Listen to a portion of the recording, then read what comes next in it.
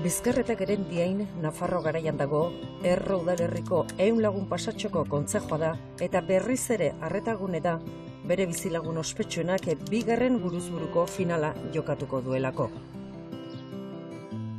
Zagit bereziena, baina bai, nik uste igual ilusio gehien egiten diana.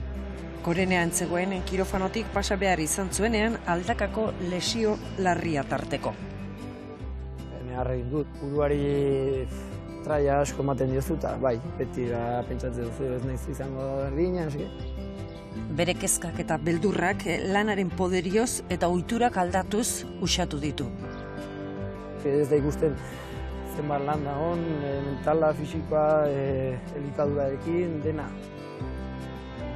Nire gorputza zaintzen ari naiz nik uste inoiz baino beto, eta mentalkire lan asko dago. Orain dagoen Unai Laso oso ongi dagoela. Oso sendo partioetan, oso kontzentratuta. 5 partidu irabazi ditu eta 12tik behera utzi ditu aurkari denak, tartean Altona 3.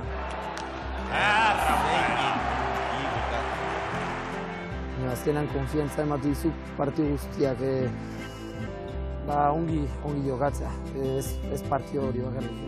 Bere laugarren finala da jarraian, eta hori gure ez dela kasualitatea.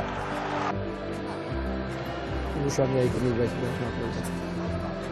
Partidu bereziak dira, bai, partidu beti aurkan izan duguna oso gogorrak, eta nik uste hala izango dela partidu oso gogorra.